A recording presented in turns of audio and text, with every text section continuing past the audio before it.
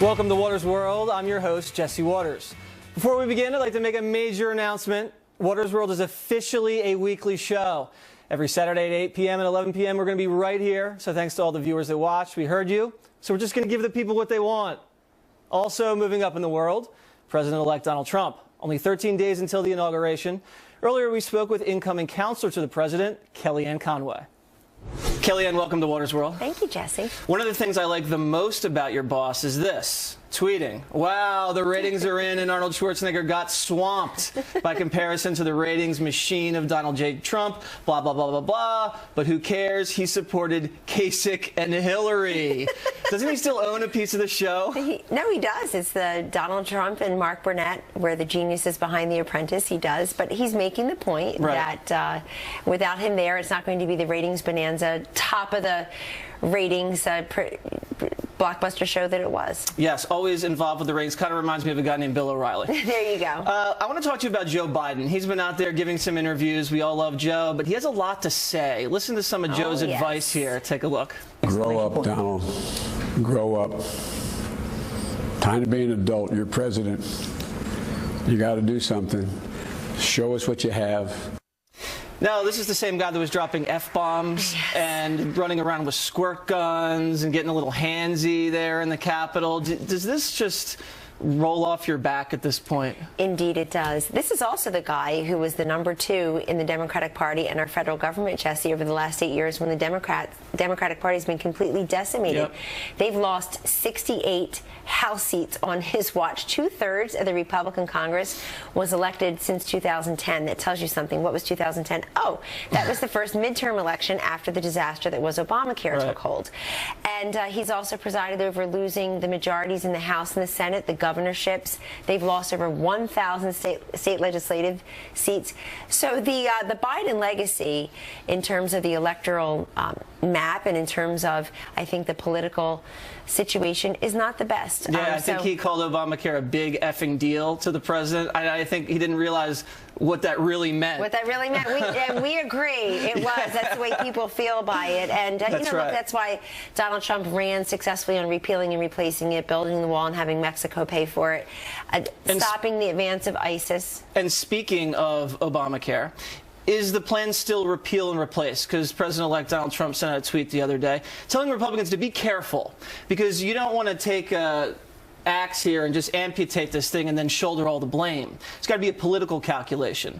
Is it still repeal and replace, or is there a new wrinkle here? It's repeal and replace. And I was with Vice President-elect Pence on Capitol Hill on Wednesday when he was discussing this with many different leaders, and then had a meeting even with Minority Leader Chuck Schumer on the issue. Emphasis on minority. Emphasis on that. But look, there are very specific things that President Trump wants to do with respect to health care. He wants you to be able to buy your health insurance across state lines. It's ridiculous that you can't do that now the way you buy auto insurance and so many goods and services in our Amazon Prime life. Yes. He wants to make sure that there are health savings accounts so that you own your own health insurance. It has your name on it and you control the spending.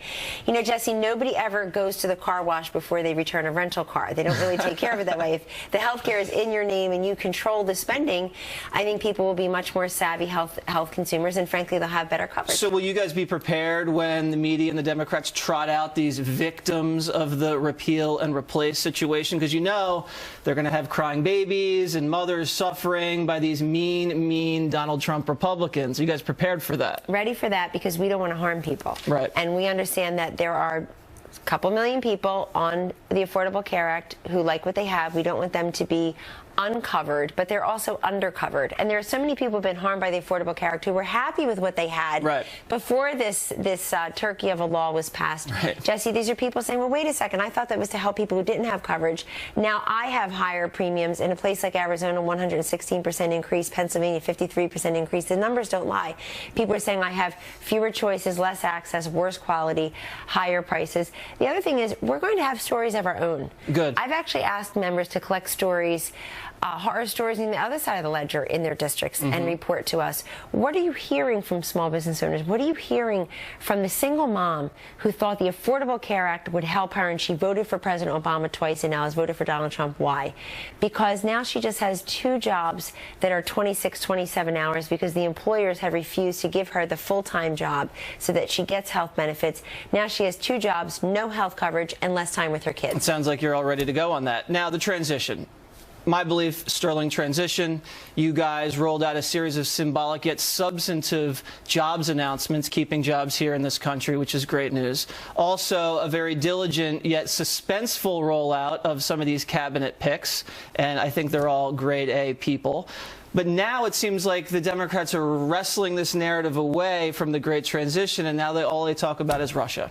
Russia, hacking and everything like that. And, you know, the Democrats, they wanted to lose the Cold War for decades, and now it looks like they want to restart it. Is Donald Trump concerned about Russian hacking? It doesn't seem like a top priority for him. Well, let's make very clear, Jesse, a couple things. He's receiving a briefing, intelligence briefing. On Friday, he will have received an intelligence briefing from the top officials. He'll take that very seriously. He welcomed them to come and do that. The Democrats are so much tougher on Russia in just the last 8 minutes, or I'll even say 8 weeks since the election, than they've been in 8 years. All of a sudden, we've gone from President Obama saying to President Putin this summer, knock it off, which I basically say to my kids when they're arguing in the minivan, to we're going to expel Russian operatives before we even have the report completed. And I would also point out to your audience that 2 things. One is President Trump. We're against any foreign interference in our governance. But a couple other things came out of that intelligence hearing on Capitol Hill earlier this week, Jesse. One is that cybersecurity in this country is terrible. It's totally underserved. It's a very serious issue that we need to do better on. It's been ignored largely for the last 8 years. Number 2, if you go back and you look at the full testimony, Donald Trump was proven right about a number of things. They said that they're not tying it directly to the election results, and that the DNC did not accede to the FBI's very simple request to turn over their servers or make the information available, so the DNC was hacked. We're talking about a couple of DNC operatives' emails here. And I think the only hacking that really affected the election was Hillary's cough. Well, there you go. Because I don't see any evidence that this thing affected any vote tallies. Now, I know we got to wrap this up, but the inauguration coming up, are you going to save me a dance at the ball? Big time. Big league. Big league ball? The Deplora ball? The Deplora ball. All right. We'll have some fun there. Please come and see us. I'll try not to step on your toes. Thank you very much, Kellyanne. Thank you, Jesse. Coming up next, as Donald Trump begins to move into the White House, the Congressional Black Caucus is asking for slavery reparations. We'll debate. And later, we track down the man who harassed Ivanka Trump and her children on a JetBlue flight. You harassed a woman with her baby on a flight. You proud of that? Real class act, aren't you? Do I see room for us to work together on something? I don't necessarily see it, and I have not seen his outreach to offer any areas where we can work together. So we're preparing to fight. We're going to fight from day one because we just don't have much room for error, and the people that we represent are far too vulnerable. President-elect Trump hasn't even taken the oath of office, yet some African-American leaders say they're fearing the worst, claiming his presidency could set minorities back decades. In fact, some members of the Congressional Black Caucus this week introduced legislation setting up a commission to consider slavery reparations. Joining me now to discuss is Pastor Darrell Scott of the New Spirit Revival Center in Cleveland, Ohio, who's also a Trump supporter, as well as Fox News contributor Jimmu Green. So, Jimmu, remember when the Republicans, the first thing they did in the House was try to wreak havoc on this ethics committee? Isn't the Congressional Black Caucus making slavery reparations a priority just as ridiculous? Well, that's not true, because... Where am I going wrong? Because this bill has been introduced for decades by Representative John Conyers, and his focus is the focus of this bill is to first research what has happened to African Americans in this country, starting with slavery, the impact of Jim Crow era, and then to figure out what specific remedies can be recommended. And he thinks that's smart politics in the beginning of January 2017? It was smart politics for him in 2016, 15, 14, 13, going back for many years. So trying to mangle this up as being specific to Donald Trump or specific to the increase in turmoil with race relations is not accurate. Pastor, you know Mr. Trump personally. Is he ever going to consider slavery reparations? Is this going nowhere, right? Yeah, I don't think it should be considered. If I'm not mistaken, in 2008, President Obama, as he was running for election, he opposed reparations publicly, and he thought maybe some programs, some social programs could be implemented or educational activities could be implemented for reparations. But you have to understand, during the time of slavery, only 1% of Americans owned slaves. It was not a nationwide commercial enterprise, and so you ask questions in that. It genders a number of questions. Should free states pay? Should the free states have to pay into it? How much is enough? You know, there were 3,500 free slaves during slavery that owned 10,000 slaves. Right. So slavery was not exclusive to the white race. There were blacks who participated in slavery. In fact, one black, William Ellison, not only did he own slaves, he bred slaves. And so it's something that, you know, is a lot to it. It's more to it than just cut checks for black people. Right. And we know that's dead on arrival for a number of reasons. People say they fear Donald Trump's presidency because it's going to set minorities back decades. Can you specifically point to something that you're fearful that President-elect Donald Trump is going to do to black America? Well, I think it's absolutely justified for people to express their fears when you have a candidate who has focused his entire messaging on taking America back. Now, is he saying go back to the 50s, go back to the 60s, go back to when African Americans couldn't vote, go back to when the KKK was running wild in the South and lynching African Americans? What is it to go back to? What is it that he wants to have happen again? He hasn't articulated. Are you referring to the slogan, Make America Great Again? Because this was actually brought up on one of the Sunday shows. Here we have a clip. Roll the tape. In the phrase, Make America Great Again, there's one word that if you are a person of color that you sort of stumble over, and it's the word again, because you're talking about going back to a time that was not very comfortable for people of color. I think he says Make America Great Again. He's talking about the 80s. I don't think he's talking about Jim Crow and the 19th century. You don't really believe again is racist, do you, Jamil? Well, it certainly hurts my heart to hear my fellow guest here talk about African Americans' responsibility in our nation's slave history, and to point blame and point fingers but you can't point blame at all white people. You can't. No one is doing that. No one is doing that. For the entire country of America, what is your for position? all of America to have to pay for something all of America didn't participate in. Americans who participated in slavery, I'm not pointing fingers. I'm bringing out. There's a difference between pointing fingers and bringing out. I'm bringing out a point. I'm not pointing fingers. Let me ask you one question.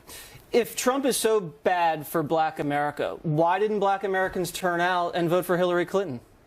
Well, there certainly are a number of reasons why the election turned out the way it was, and a lot of factors that were against Hillary Clinton that were above Donald Trump, whether it was Russia or the FBI and other black forces. People saw through Hillary Clinton. That's why. That's why. They didn't go for the. They didn't go for the woo-woo. She was pitching the woo-woo, and they understood that. So, let me tell you something. When Donald Trump said, "What do you have to lose?" what he was actually saying was, "Give me a chance. We have a lot to lose. Give me a shot. We have a Give lot me a to chance." lose. And so you have all these people. You had 8% of black Americans. When he polled 0%, supposedly 8% of black Americans voted for him. Right. Now you have these others that didn't turn out for Hillary. They didn't vote for him, but they didn't vote against him. These are the ones that are giving him a chance. They said, "We're going to give you a shot. Show us what you got." Right. And you have to be fair. Donald Trump, I can't remember another Republican president in his standing to ever reach out to the inner city like him. You have to give him some credit for that. How did he reach out, Jesse? He's campaigned in the inner city. He's saying specifically what he wants to do in these neighborhoods. In communities on the outside of the inner city and talk badly. You were in the inner city with him a number of times, weren't you? In the city of Detroit, the Bishop Wayne T. Jackson's church, myself and Michael Cohen, my friend. One time. You can okay, count then he went to another lady's church in the inner city in Flint. How many times he went to the inner city? Now, how many times did Hillary go? The election is over. She went many times. She actually started her campaign focused on she went, you know what she did? She busted out her bottle of hot sauce and told everybody to vote for her. She went to a black church. That is a lie. She pantomimed us. She insulted us with her pantomime. This is insulting. I ain't in no ways tired. I don't even know black women that preach like that. My wife's a black preacher. I know for a fact that Hillary Clinton Clinton has had hot sauce in her bag way before Beyonce ever did a video Black about women. it. Oh, wow. Do you carry hot sauce in your Hillary's bag? ahead of the curve with the hot sauce. was. Let's give her full credit. But Too bad the hot sauce didn't bring her over the finish line. She made like carrying hot sauce as a black thing. Yeah, white guys like hot sauce too. Women that carry hot sauce in that. I use hot Very sauce. serious conversation All right. that needs to happen in this country about race relations. Yeah. All Why of didn't it this happen in the last 8 not years? All right, very- we have to have a it's not serious about- conversation Why didn't it about happen going in to the break last this. So 8 guys, years? thank you very much. Up next, President Obama claimed he's orchestrating a smooth transition of power, but is he telling the truth? And later, I tracked down the clown who verbally abused Ivanka Trump on the plane. I hope you stay tuned for these reports.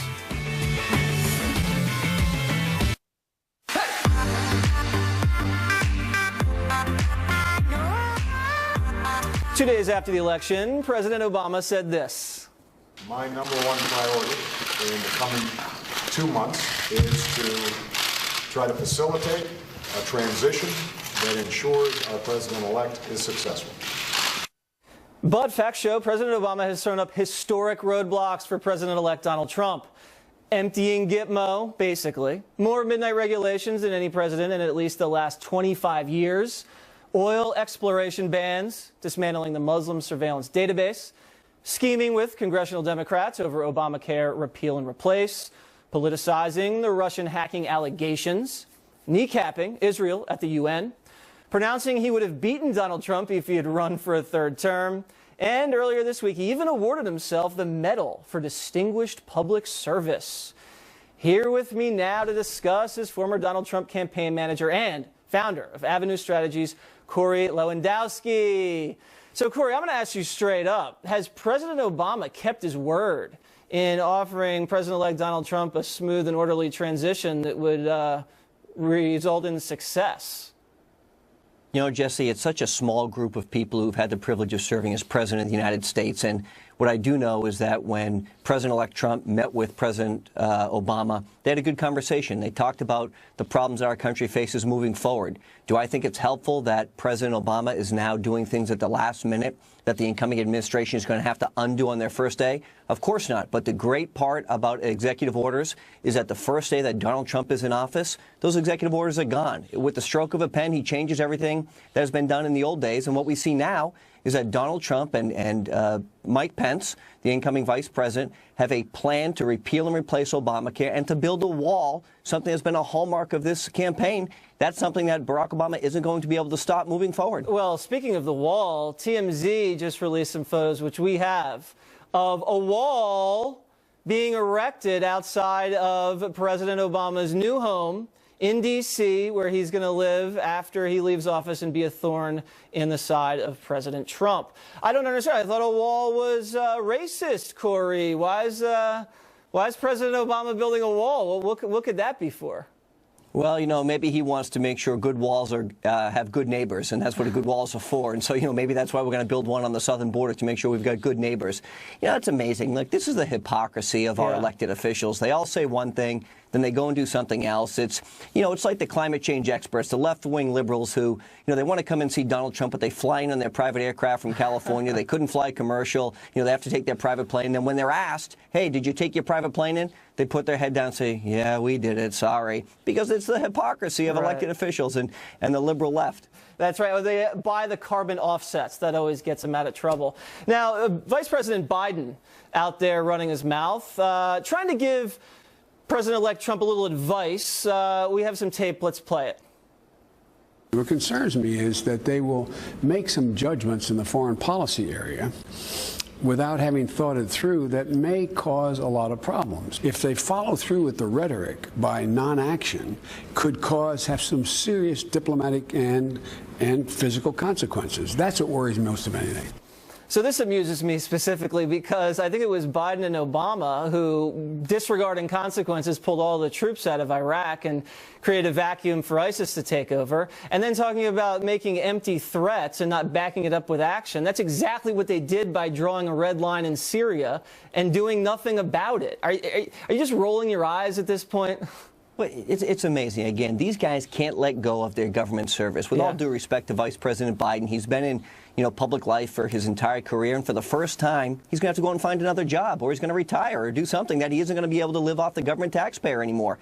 Joe Biden has literally been in public office for over 40 years, and it's time that he doesn't want to leave the spotlight. It used to be that the most dangerous place for a person in Washington was between Chuck Schumer and a camera. I think now it might be between Joe Biden and a camera. He wants to stay in the spotlight and doesn't know how to stay there anymore. My new favorite line from President-elect Donald Trump is Schumer clowns.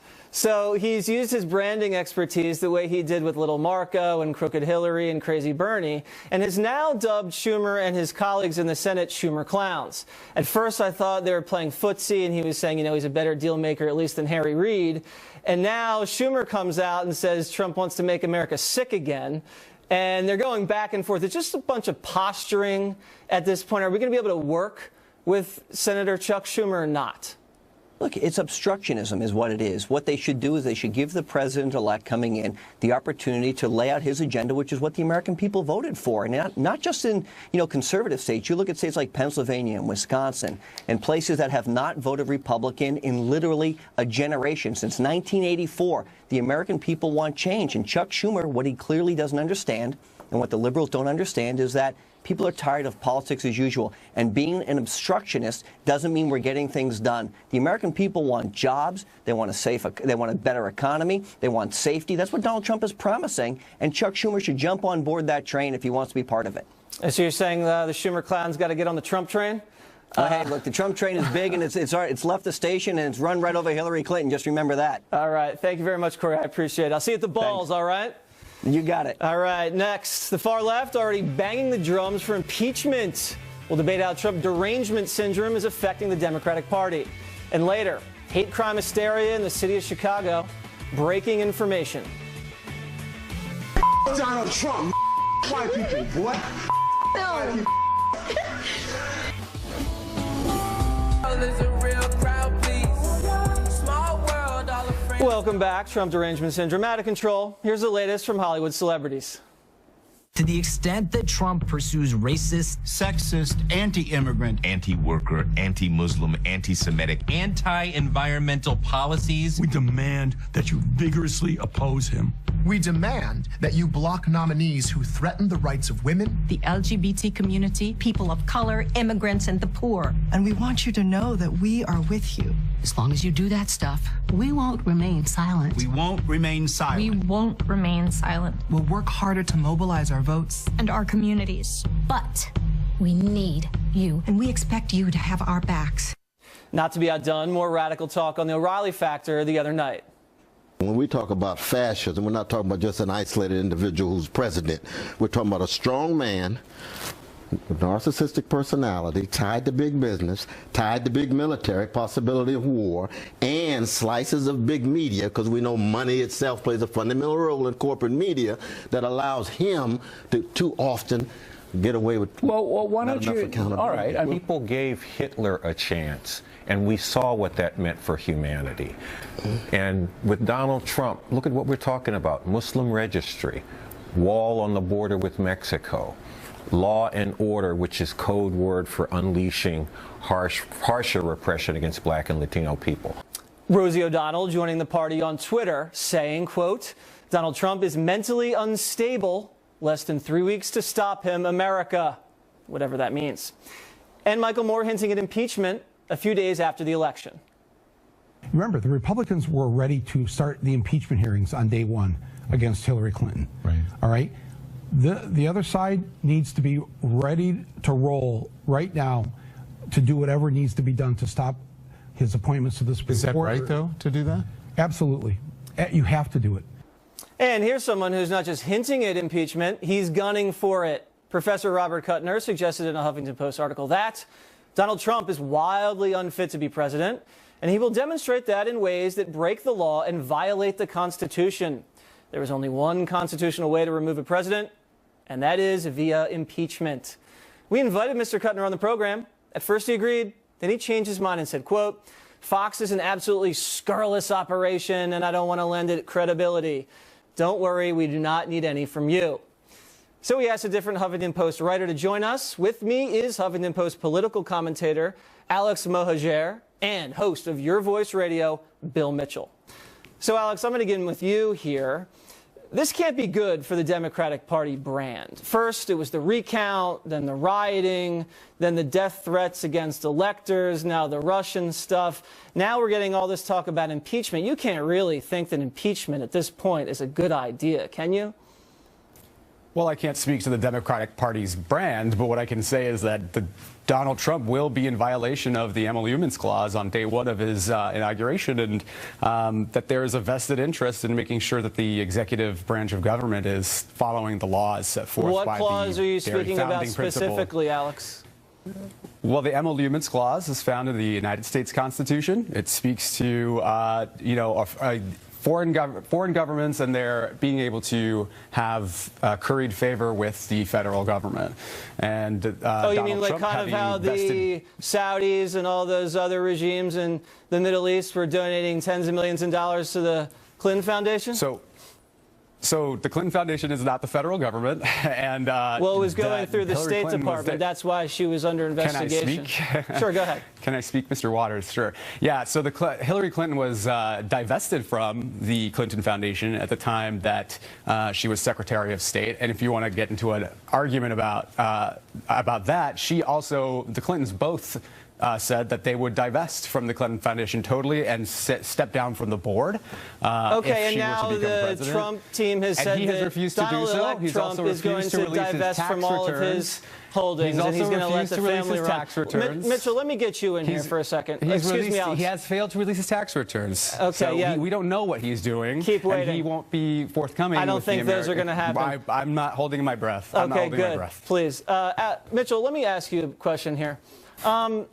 The Democratic Party, I think personally, does the Republican Party a service when you have these radical left-wing celebrities trotting out these ridiculous conspiracy theories and these veiled threats. I say let these guys roll, because the more they talk, the more it looks, Donald Trump makes him look more presidential and more mainstream. Do you agree? I agree completely. A new poll just came out saying that 73% of voters, including 57% of Democrats, want Donald Trump to succeed as president. This whole impeachment thing is just another all hat, no cattle from the Democrats, because I asked them, what is your end game? Because you cannot possibly think that impeachment against Donald Trump will work. You need a simple majority in the House. You need 2/3 in the Senate to impeach a president. We control all those. Yeah. I mean, it's just, it's impossible. Where's impeachment coming from, Alex? Get there? How are you guys going to impeach? You got to take the House first. For the record, I am not calling for Donald Trump to be impeached. I am calling for Donald Trump to follow the laws and to live up to the standard that we have set and that we expect the executive branch to live up to. That's what I'm calling for. If Donald Trump wants to divest from his foreign entities and he wants to be forthcoming with the American people about where he has investments, then I am ready to stand up on day one and say this is the president, and we will stand behind him. Alex, but let he's me not ask you a doing quick that, question. and it's problematic. It's very problematic. It should be problematic to all Americans. It's not radicalism. It's just the facts. Okay, one question. Do you wish President Trump success, or do you want him to fail? Yes or no? Absolutely wish him success. Yes, I do. Okay. If he becomes president and he's willing to do the right thing, then yes. As it stands now, I am disquieted, and I think that all Americans should be disquieted. Well, we don't want you to be disquieted, Alex. That's the last thing we want you to do. Bill Mitchell, let me get you in here. I mean, I don't actually think any of these crazy harebrained schemes are going to work. Eventually, the Democrats are going to have to wake up politically and start working with President Trump on a number of things like infrastructure or trade, or else they're going to be left out in the cold, and that Rust Belt's gone forever. Yeah, absolutely. And what's working in Trump's advantage right now is the 2018 looms. Okay? And you have a lot of Democrats in red states that are going to be in serious trouble. So what you'll see as we go forward is you'll have establishment types that might have resisted Trump otherwise, but that will back Trump because they don't want to be primaried in 2018. And you'll have Democrats in red states that will cross the aisle and work with Trump because they don't want to lose their seats in 2018. If the Democrats keep on with this obstructionist tack that they're taking, we're going to be looking at a supermajority after 2018. Okay, and if there's going to be a supermajority, Alex is going to be very disquieted, and we do not want that. Guys, thank you very much. Yes. Coming up, this is Rich from the the far network. left blames Donald Trump for the horrific black-on-white hate crime in Chicago. We'll play the tape. And later, remember when Ivanka Trump and her children were screamed at on a flight by a far-left kook? We found them. Stay with us.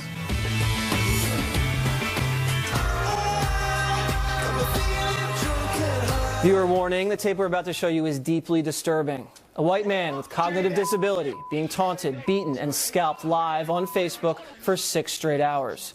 4 despicable individuals were eventually charged this week with hate crimes because of the racial and disability component, as well as various other felonies. Donald Trump, white people, boy. No.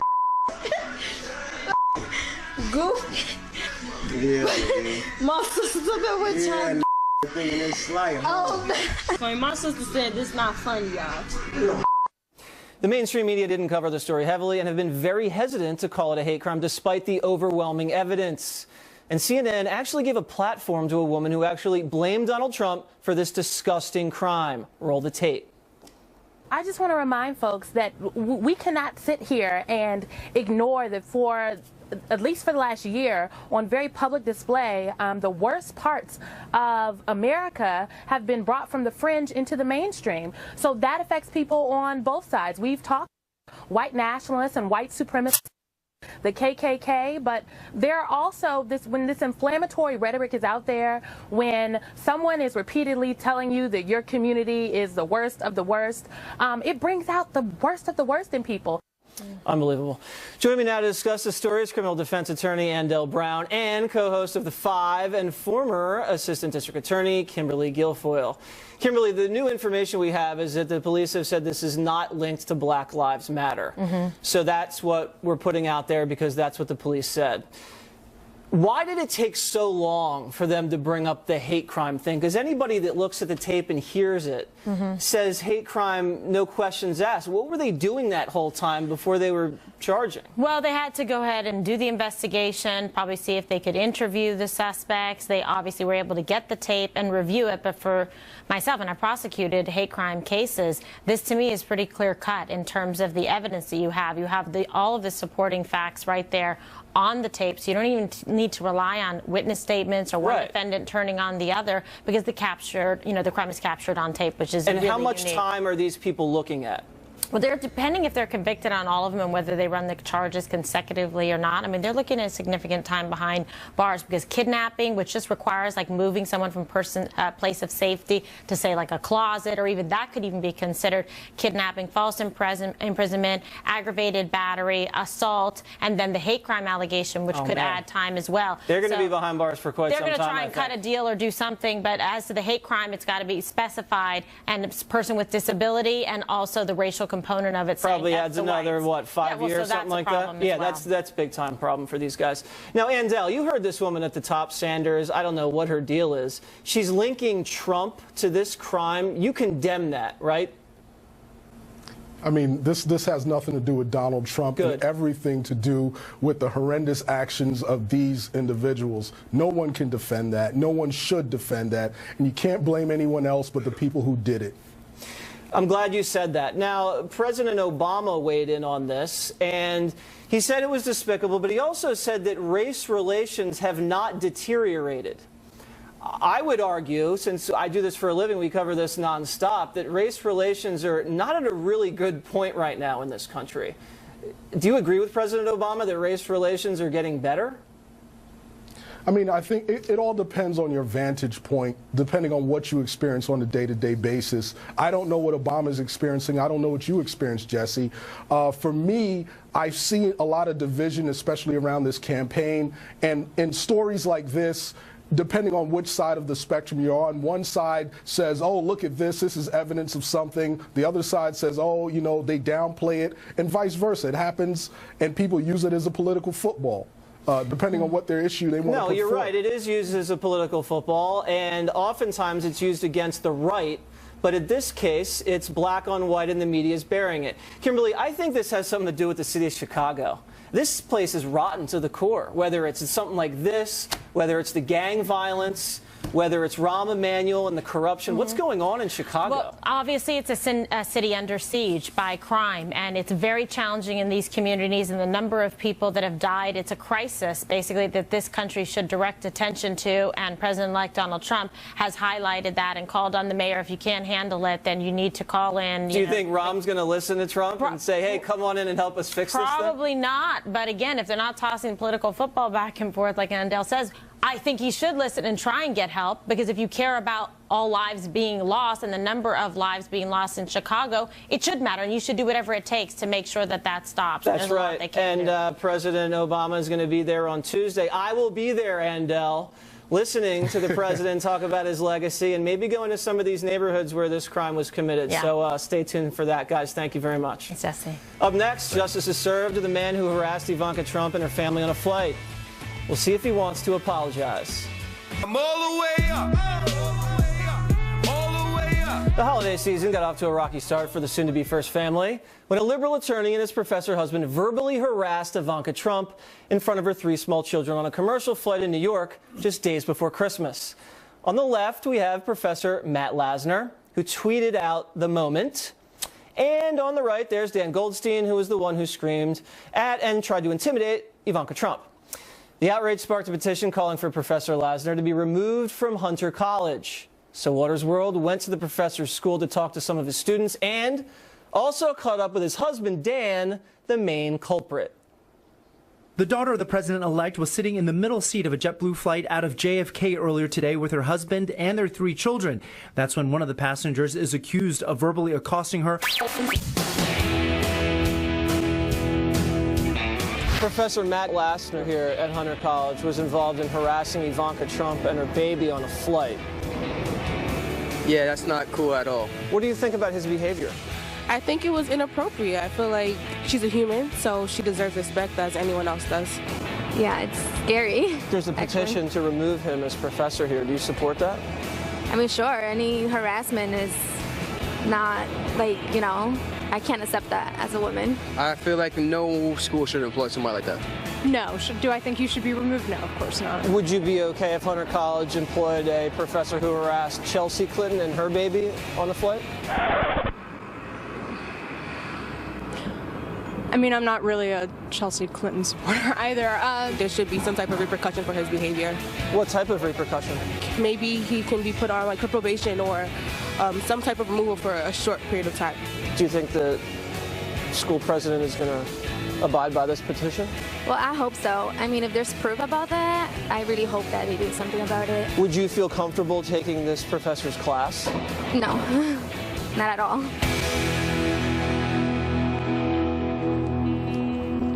How you doing this morning? I wanted to talk about your behavior on the flight, sir. Do you regret verbally abusing Ivanka Trump on the plane?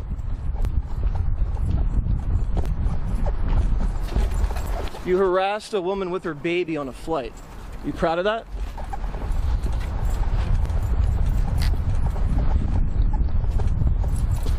Real class act, aren't you?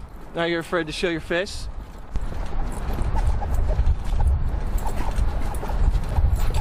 I'm giving you an opportunity to apologize, sir.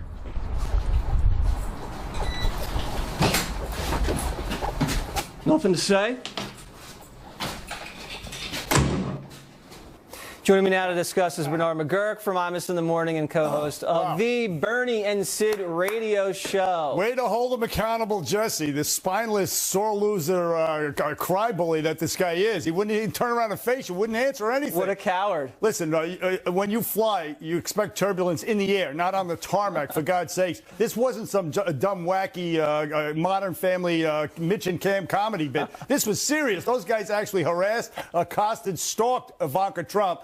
And to her credit, I mean, they're lucky that Jared Kushner didn't open up a can of whoop ass on these guys, or the Secret Service, which they would have deserved, by the way. But when they went low, Ivanka went high. You had unstable trash versus elegance and class. It was nice to see on her part. But the lawyers and professors, which is what these guys are, they held in the same regard as pimps and junkies and journalists. I mean, these people were despicable is what they were. Absolutely despicable, and the clown couldn't even show his face. I think that says everything. Thank you very much. Jesse Waters, man. All right, hold them accountable, baby. Show's over. Don't forget, you can find us every Saturday here at 8 p.m. and 11.